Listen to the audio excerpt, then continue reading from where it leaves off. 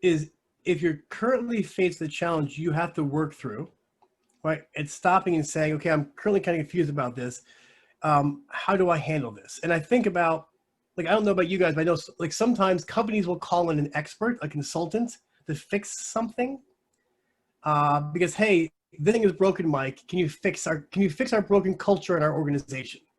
And just give us our simple 3-step solution. Give me your expert feedback on what we ought to do, right? And then tell me how this fixed this thing.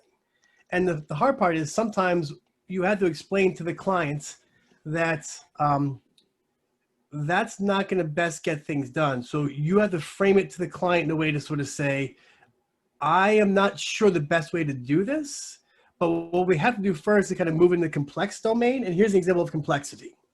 And from what I've seen, most executives and most business and even most adults know about complexity relatively well, and they kind of get it. And you say, we have to kind of go out there and actually run some small experiments, and we can do it pretty low key, right? We can just do a simple, like that working well distinctive feedback piece, do some survey data, get some feedback. And then from that, I can come back to you, Mr. Executive Team, and say, hey, here's some data, here's some feedback to kind of get things done. Because if I treat a complex problem, if I treat a group of people who are complex as if they're complicated, they get very angry with me, right? People want to think that they have their ideas and they have their beliefs and they have their intuition, but to go in and say, oh, you want to change management program? It's really easy. Follow these 7 steps and voila, you got a magic change. So the cynefin framework, whether you call it that or not. Did someone go on mute? I just muted Brad.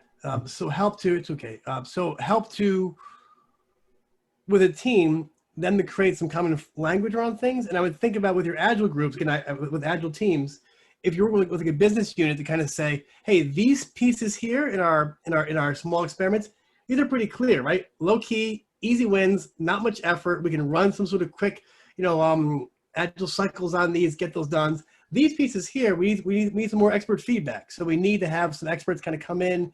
We need to have the business unit team here. We need the IT experts. We need some process. We'll call the experts, get feedback, make a choice. The complex ones, well, the reality is let's run a series of A/B experiments across the organization on these things. Again, I think about even my email blasts, for example. Like my email blasts have multiple taglines. I can create different email systems. I can change where my links are.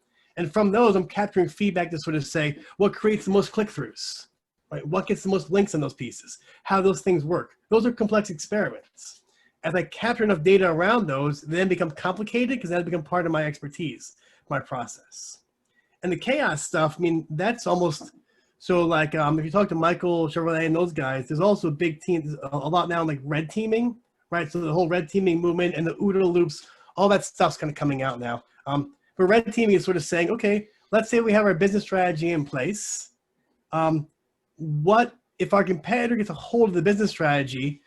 How will they beat us with this? And that's sort of chaos planning. It's sort of saying, if suddenly we lose a large client, or if suddenly our competitor takes over all this foothold from us, how are we going to respond to that? What are all the gaps inside that piece? If suddenly like an Amazon comes and buys up our entire feedback system, what are we going to do with that? And that's a way to kind of say, what are our chaos systems?